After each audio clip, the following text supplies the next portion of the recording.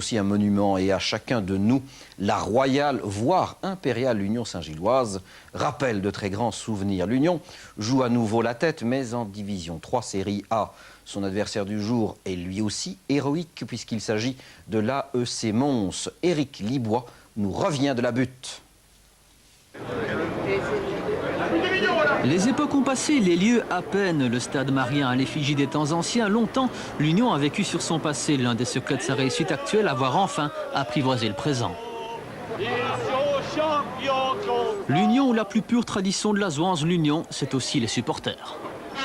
Moi, je suis Saint-Gillois de naissance. Comment voulez-vous que ce soit autre? Ça marche bien, c'est ici, hein? Comment donc? On est sur le chemin de 60, hein? L'Union 60? Oui, le genre des victoires.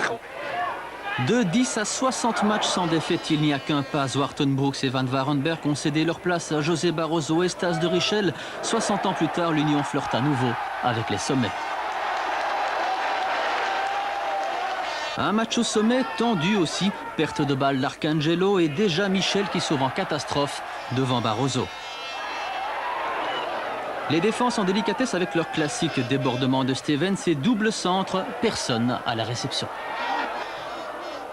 60 secondes plus tard, un nouveau centre qui écartèle l'arrière-garde bruxelloise. Le pied de Gomez pour sauver la tête de Dishiaka, un ancien de la maison unioniste. L'art des grands est de se faire oublier. 34e minute, envoie 5 carats de José Barroso, 1-0. Et le 9e but personnel du petit frère de Luis Oliveira. Oui, c'est vrai que je suis en confiance pour le moment. J'ai profité de la seule occasion que j'ai eue.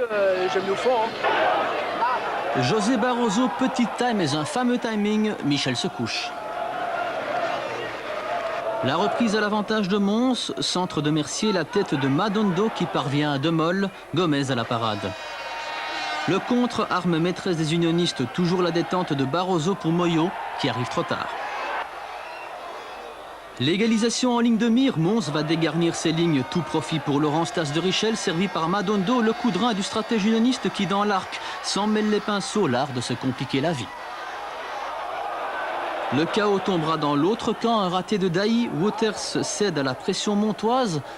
Dixon sert Stevens via Franca Pavone, égalisation logique et en prime, le désormais classique plongeon du buteur. Dernière possibilité du match, elle est bruxelloise, percée de Moyo sous le flanc droit, le centre restera sans réponse. Match nul entre les deux ministres, partage équitable. Absolument, quand on vient jouer le leader du classement, je crois qu'on peut être que satisfait en prenant un point. Surtout que l'enjeu était très important et ce qui me fait plaisir, c'est que l'enjeu n'a pas tué le jeu. Les supporters ont vu un bon match et en fin de compte, le match nul est, je crois, logique. On voit chaque semaine comme ça des matchs aussi engagés?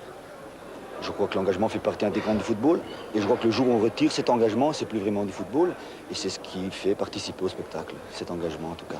La première tranche, le but c'est de continuer.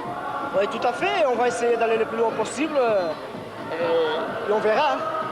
C'est un miracle ce qui se passe cette année-ci à l'Union? Non, pas du tout.